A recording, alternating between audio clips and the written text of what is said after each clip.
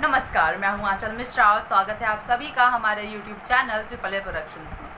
तो आज हम बात करेंगे अब तक के सबसे चर्चित टॉपिक कोविड-19 के बारे में। पर उससे पहले आइए शुरुआत करते हैं कुछ पॉजिटिव न्यूज़ के साथ। 60 दिन के लॉकडाउन ने वो कर दिखाया जो पिछले 25 सालों में सरकार 5,000 करोड़ खर्च करके भी नहीं कर पाई, और वो है यमुना नदी की सफाई। अब आपको यमुना नदी के किनारे माइग्रेटरी बर्ड्स जैसे ग्रे हिरन, आइबिस और स्टॉक्स भी देखने को मिल जाएंगे, और साथ ही में दिखेंगी नदी के साफ पानी में तैरती कुछ मछलियाँ, जो इससे पहले यमुना नदी में दिखना बहुत ही मुश्किल हो गई थी। आपकी जानकारी के लिए बता दें कि लॉकडाउन से पहले तक यमुना नदी भारत की सबसे प्रदूषित नदी हुआ करती थी।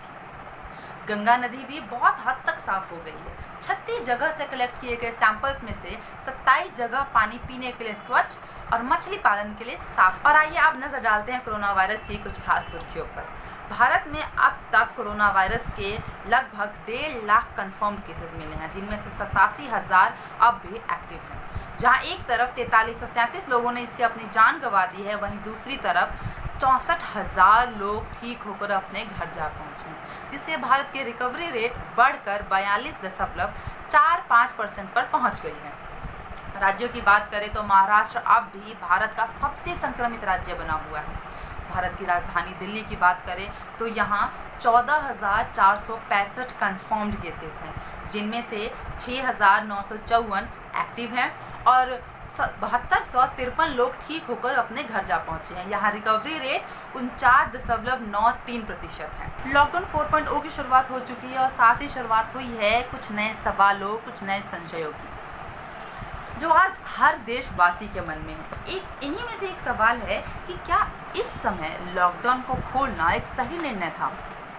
सरकार का मानना है कि हाँ, क्योंकि हमारी इकोनॉमी दिन प्रतिदिन गिरती जा रही थी और इसको पटरी पर लाना भी हमारी ही जिम्मेदारी है। अगर आपके मन में भी ऐसा कोई सवाल है तो आप नीचे कमेंट सेक्शंस में लिख सकते हैं। हम अपनी अगली वीडियो में उसका जवाब देने की पूरी कोशिश करेंगे।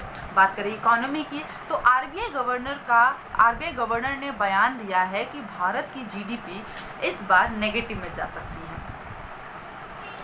इकोनॉमी की बात करें तो जहां एक तरफ लोगों के पास खाना खाने के लिए पैसे नहीं है, वहीं दूसरी तरफ शराब की दुकानों पर लंबी लंबी लाइनें लगी हैं। कितनी अजीब बात है ना, जिस देश में लोगों के पास पेट भरने के लिए पैसा नहीं है, वहाँ एक दिन में 555 करोड़ की शराब की बिक्री हुई है। लगता है हमारी इकोनॉमी तो यही चला रहे हैं। राजधानी दिल्ली की बात करें तो यहाँ 70% तक लॉकडाउन खत्म कर दिया गया है। आपको यहाँ रियायतें भी देखने को मिल जाएंगी। ट्रांसपोर्ट सेवाएं शुरू हो गई हैं, लोग अपने काम पर जाना लोगों ने शुरू कर दिया है। ज़िंदगी एक तरीके से सामान्य होती नज़र आ रही है, लेकिन आपको बता दें कि दिल्ली अब भी एक हॉटस्पॉट बना हुआ है कोरोना वायरस का। अकेले सेंट्रल दिल्ली में ही कल 185 न्यू कन्फर्म्ड केसेस मिले हैं कोरोना के। साउथ दिल्ली के एक छोटे से एरिया जमरुदपुर में 42 संदिग्ध मिले कोरोना वायरस के।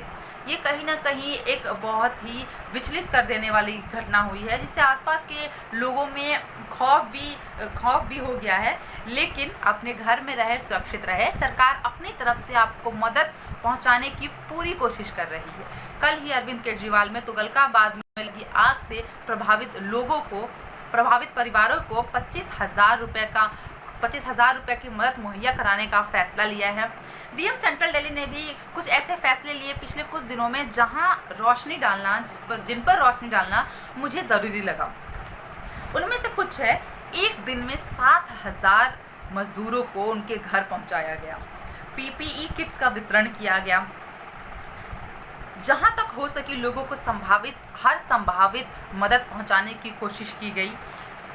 सरकार अपनी तरफ से पूरी कोशिश कर रही है और जनता से भी अनुरोध है कि वो सरकार का समर्थन करे, अपने घर में रहे, सुरक्षित रहे, बिना वजह घर से ना निकले, गर्म पानी पिए, मास्क से अपना मुंह ढके, घर पर रहे, सुरक्षित रहे।